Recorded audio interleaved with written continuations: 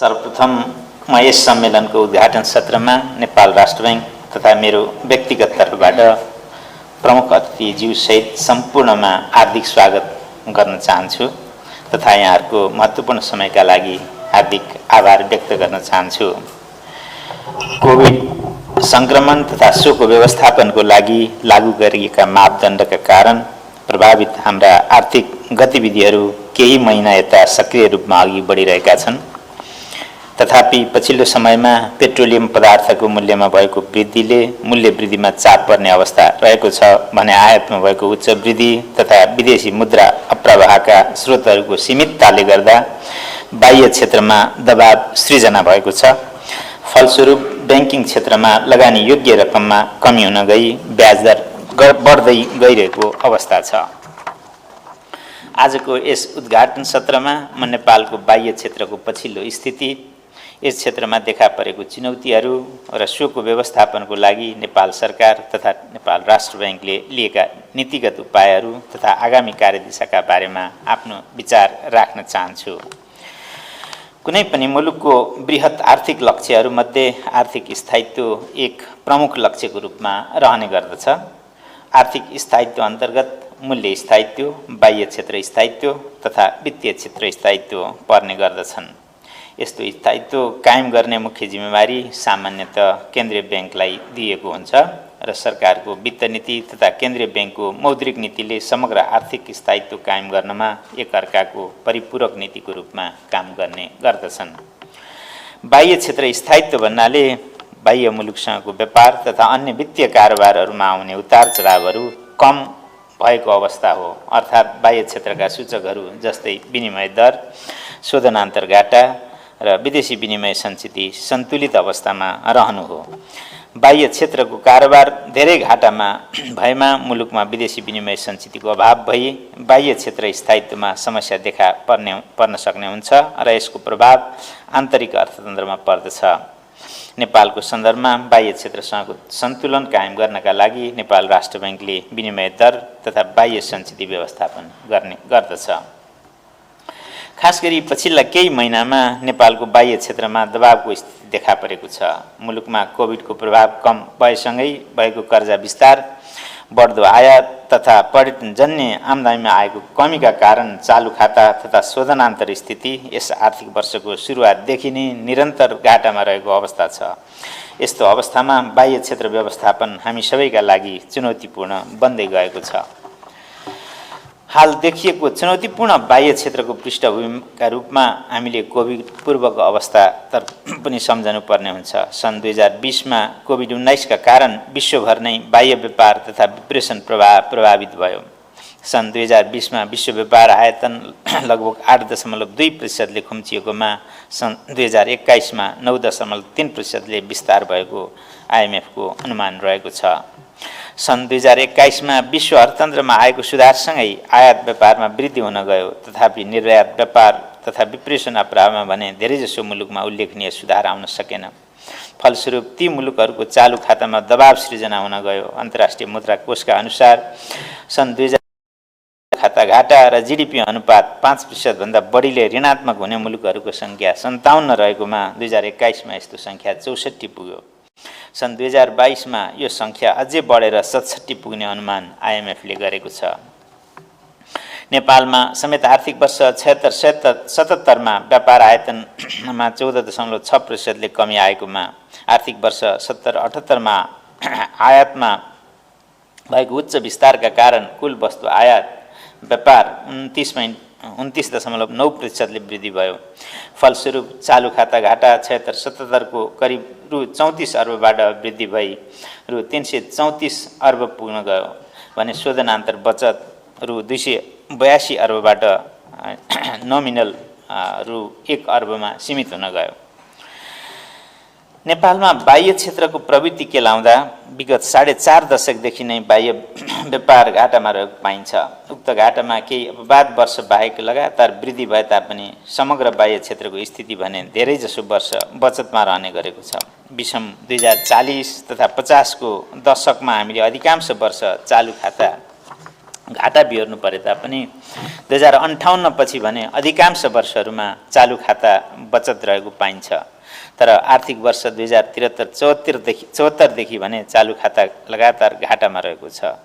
शोधनान्तर स्थिति भने विषम 2058 पछि जम्मा 3 वर्ष मात्र घाटामा रहेको छ। यस्तो सुधारका पछाडि विप्रेसन अप्रवाहले मुख्य भूमिका खेल्दै आएको देखिन्छ। आर्थिक वर्ष 2076-77 मा कोभिड संक्रमणका कारण आयातमा उल्लेख्य कमी आएको, विप्रेसन अप्रवाह सीमान्त रूपमा मात्र घटेको र सरकारको बाह्य ऋण तथा सहायता परिचालन उल्लेख रहेको कारण बाह्य क्षेत्रमा अपेक्षित रूपमा नकारात्मक असर परेन। उक्त वर्षमा चालु खाता घाटा अघिल्लो आर्थिक वर्षको करिब रु 264 अर्बको तुलनामा उल्लेख्य रूपमा घटी करिब रु 34 अर्ब मात्र सीमित हुन पुग्यो भने शोधनान्तर स्थिति पनि अघिल्लो वर्षको करिब रु 67 अर्ब घाटाको अवस्थामा रु 282 अर्ब बचत हुन पुग्यो। 2076-77 को कुरा। कोरोनाको असर कम भएसँगै आर्थिक गतिविधिहरूमा विस्तार भई स्वभावतः 2077-78 मा भने नेपालको बाह्य क्षेत्रमा दबाव सृजना हुन थाल्यो। उक्त आर्थिक वर्षको पहिलो 4 महिनामा चालु खाता बचतमा रहे तापनि 5औं महिनादेखि भने चालु खाता घाटामा रहन गयो। उक्त घाटामा लगातार वृद्धि भई आर्थिक वर्षको अन्त्यमा रु 333 अर्ब चालु खाता घाटा पुग्यो। शोधनान्तर स्थिति भने गत आर्थिक वर्षको अन्त्यमा नगण्य रूपमा रु 1 अर्बले मात्र बचतमा रहन गएको थियो। चालु आर्थिक वर्षको सुरुवातदेखि नै चालु खाता घाटा तथा शोधनान्तर स्थिति दुवैमा दबाव रहेको अवस्था छ। यस आर्थिक वर्षको पहिलो 8 महिनामा कुल वस्तु निर्यात 82.9% वृद्धि भई 147 अर्ब 75 करोड पुगेको छ भने कुल वस्तु आयात 38.6% वृद्धि भई रु 1308 अर्ब 73 करोड पुगेको छ। तथापि निर्यातको आधार साँघुरो भएका कारण यस अवधिमा निर्यातमा जम्मा रु 67 अर्बले मात्र वृद्धि भएकोमा आयातमा 365 अर्बले विस्तार भई व्यापार घाटा करिब 298 अर्ब झन्डै 300 अर्बले वृद्धि भएको अवस्था छ। 2078 साउनदेखि सुरु भएको विप्रेसन घट्ने प्रवृत्ति माघसम्म पनि जारी रह्यो। उक्त अवधिमा विप्रेसन अप्रवाहमा 4.9% कमी आई रु 540 अर्ब 12 करोड कायम भएको छ। अघिल्लो वर्षको सोही अवधिमा विप्रेसन अप्रवाह 10.9% बढेको थियो। फागुन 2078 मा भने विप्रेसन अप्रवाहमा सुधार भएको देखिन्छ। बढ्दो आयात तथा सीमित विदेशी मुद्रा अप्रवाहका कारण चालु खाता घाटामा विस्तार हुँदै गएको छ। चालु आर्थिक वर्षको पहिलो 7 महिनामा चालु खाता रु 413 अर्ब 86 करोड घाटामा रहेको छ र फागुनको ट्रेन्ड हेर्दा यो अझै बढ्ने जस्तो देखिन्छ। अघिल्लो वर्षको सोही अवधिमा यस्तो घाटा रु 104 अर्ब 39 करोड रहेको थियो। त्यसैगरी अघिल्लो वर्षको 7 महिनामा रु 97 अर्ब 96 करोडको बचतमा रहेको शोधनान्तर स्थिति चालु आर्थिक वर्षको सोही अवधिमा 247 अर्ब 3 करोड घाटामा रहेको छ। शोधनान्तर घाटा बढ्दै गएको कारण विदेशी विनिमय सञ्चित पनि घट्दै गएको छ, जुन कुरो अघि थिम पेपरमा पनि नीति प्रतिष्ठानबाट डाक्टर खनालले राखिसक्नु भएको छ। बैंकिङ प्रणालीमा रहेको विदेशी विनिमय सञ्चित विगत 7 महिनामा करिब रु 226 अर्बले घटेको छ। हाल कायम सञ्चित 7.4 महिनाको वस्तु आयात र 6.7 महिनाको वस्तु तथा सेवा आयात धान्न पर्याप्त रहने देखिन्छ। पर्यटन क्षेत्र सुधार हुन बाँकी रहेकोले विदेशी मुद्रा आर्जनमा भरपर्दो स्रोत विकास हुन सकिरहेको देखिँदैन। अब म बाह्य क्षेत्रको अवस्थालाई मध्यनजर राखी बाह्य क्षेत्र सुधार तथा स्थायित्वका लागि नेपाल सरकार तथा नेपाल राष्ट्र बैंकले अवलम्बन गरेका केही प्रमुख नीतिगत उपायतर्फ जानकारी गराउन चाहन्छु। बाह्य क्षेत्रमा उत्पन्न दबाव व्यवस्थापनका लागि नेपाल राष्ट्र बैंक, नेपाल सरकार तथा नेपाल राष्ट्र बैंकले विभिन्न नीतिगत उपायहरू अवलम्बन गरेको छ। पछिल्लो समय नेपाल राष्ट्र बैंकले तोकिएका वस्तुहरूको आयात निरुत्साहित गर्न का लागि आयातमा नगद मार्जिनको व्यवस्था गरेको छ। त्यसैगरी कम उत्पादनशील क्षेत्रतर्फ प्रभाव हुन सक्ने तथा आयातलाई प्रोत्साहित गर्न सक्ने कर्जाहरू जस्तै अधिविकर्ष कर्जा, व्यक्तिगत टर्म लोन, मार्जिन कर्जा आदिलाई निरुत्साहित गर्ने नीति लिएको छ। त्यसैगरी समग्र आयात माग व्यवस्थापनका लागि नेपाल राष्ट्र बैंकले ब्याज दर सिग्नलका रूपमा बैंक दर तथा नीतिगत दरमा वृद्धि गरेको छ। यसबाट बैंकिङ प्रणालीबाट तीव्र रूपमा प्रभाव भइरहेको कर्जाको वृद्धि दरमा केही कमी आई बाह्य क्षेत्र व्यवस्थापन सहज हुने अपेक्षा गरिएको छ। साथै सुन चाँदी जस्ता वस्तुहरूको आयात व्यवस्थापन गर्नका लागि सुन आयातको दैनिक कोटा 20 किलोग्रामबाट 10 किलोग्राम कायम गरिएको छ भने चाँदी आयातको लागि उपलब्ध हुने विदेशी मुद्रामा सीमा घटाइएको छ। विप्रेषण अप्रवाहलाई प्रोत्साहन गर्नका लागि विप्रेषणबाट प्राप्त निक्षेपमा 1% बिन्दुले थप ब्याज दिनुपर्ने व्यवस्था गरिएको छ भने संस्थागत विदेशी निक्षेपकर्ता तथा गैर आवासीय नेपालीहरूबाट स्थानीय ब्याङ्कहरूमा सहज रूपमा खाता खोली न्यूनतम रकम अमेरिकी डलर 1000 मा नै निक्षेप सङ्कलन गर्न सकिने व्यवस्था गरिएको छ। यसबाट विप्रेषण तथा विदेशी मुद्रा निक्षेपमा सुधार आउने अपेक्षा राखिएको छ। त्यसैगरी नेपाल सरकारका तर्फबाट वैदेशिक सहायता परिचालन तथा आयात व्यवस्थापनका सन्दर्भमा महत्त्वपूर्ण प्रयासहरू भएका छन्। भर्खरै अन्तर्राष्ट्रिय मुद्रा कोषबाट ECF अन्तर्गत 395.9 मिलियन US डलर करिब रु 47 अर्ब बराबरको शून्य ब्याज दरको ऋण स्वीकृत भई पहिलो किस्ताको करिब 13 अर्ब 8 करोड प्राप्त भइसकेको छ। यसका साथै विभिन्न दात्री निकायहरूबाट प्राप्त हुने ऋण तथा सहयोगमा वृद्धि हुँदै गइरहेको छ। बाह्य क्षेत्र व्यवस्थापनका लागि अवलम्बन गरिएका विभिन्न नीतिगत प्रयासहरूको परिणामस्वरूप बाह्य क्षेत्रको अवस्था सुधारोन्मुख रहेको छ र निकट भविष्यमा यस क्षेत्रमा देखिएको दबावमा थप सुधार आउने हाम्रो अनुमान रहेको छ। पछिल्लो समय नेपालको बाह्य रोजगारीमा भएको उल्लेख्य वृद्धिले विप्रेषण अप्रवाहमा सुधार भई चालु खाता तथा शोधनान्तर अवस्था सुधार हुने देखिन्छ। यसका साथै पर्यटन आगमनमा भइरहेको सुधार तथा प्रत्यक्ष वैदेशिक लगानीमा भइरहेको वृद्धिबाट आगामी वर्ष बाह्य क्षेत्र स्थायित्व कायम गर्न थप सहयोग पुग्ने देखिन्छ। तथापि अन्तर्राष्ट्रिय क्षेत्रमा देखिएको रुस युक्रेनको युद्ध जस्ता क्रियाकलापहरूमा सुधार आउन धेरै समय लागेमा मूल्यमा परेको दबाव केही थप समयसम्म पनि जोखिममै रहने देखिन्छ। साथै कुल आयातमा करिब 35% हिस्सा रहेको उपभोग्य वस्तुहरूको आयात प्रतिस्थापन गर्न नसकेको अवस्थामा आगामी दिनमा समेत बाह्य क्षेत्र स्थायित्वको जोखिम भने कायमै रहने देखिन्छ। दीर्घकालीन रूपमा आयात प्रतिस्थापन गर्दै नेपालको निर्यात क्षमता बढाउनेतर्फ लाग्नुपर्ने आवश्यकता छ।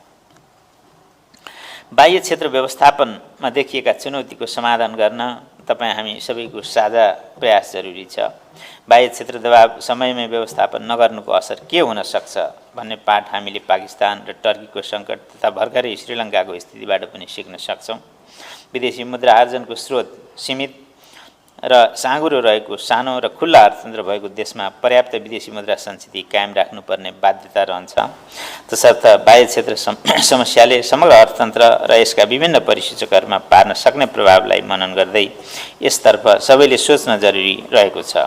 अत्यधिक आयातमुखी भइरहेको हाम्रो अर्थतन्त्रलाई उत्पादनमुखी बनाई निर्यात प्रवर्धन र आयात प्रतिस्थापनको दिशामा नलैजाने हो भने कुनै पनि समय बाह्य स्थायित्वमा जोखिम पर्न सक्ने हुँदा यसको व्यवस्थापन हामी सबैको लागि चुनौतीपूर्ण रहिरहने देखिन्छ र हामी जहिले सुकै पनि सजग रहनुपर्ने देखिन्छ।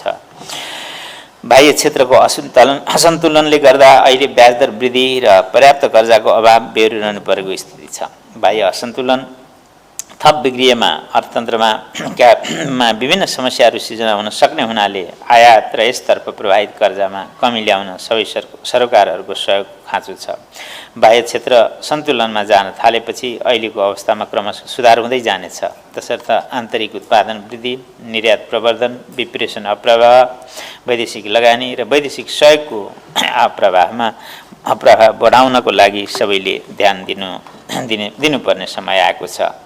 नेपाल राष्ट्र बैंक ऐनले मूल्य स्थायित्व र बाह्य क्षेत्र स्थायित्व कायम गर्ने जिम्मेवारी दिएको सन्दर्भमा नेपाल राष्ट्र बैंकले निरन्तर रूपमा बाह्य क्षेत्रको स्थिति अनुगमन गरिरहेको छ तथा आवश्यक परेमा बाह्य क्षेत्र स्थायित्वको लागि थप नीतिगत उपायहरू कार्यान्वयनमा ल्याउने विश्वास समेत म यहाँहरू समक्ष दिलाउन चाहन्छु। अन्त्यमा यस उद्घाटन सत्रमा आफ्नो अति व्यस्त समयका बावजुद पनि माननीय अर्थमन्त्रीले प्रमुख अतिथिको रूपमा उपस्थित भइदिनु भएकोमा म हार्दिक आभार व्यक्त गर्दछु। साथै समस्त कार्यपत्र प्रस्तुतता तथा सहभागीहरूलाई हार्दिक धन्यवाद पनि दिन चाहन्छु र सम्मेलन अवधिभरका छलफलहरूमा यहाँहरूको सक्रिय सहभागिताको समेत अपेक्षा गर्दै सम्मेलनको पूर्ण सफलताको कामना समेत गर्दछु र यहाँहरूको धैर्यता सहितको यो बनाई सुनिदिनु भएकोमा हार्दिक धन्यवाद ज्ञापन गर्दै बिदा हुन चाहन्छु। धन्यवाद, नमस्कार।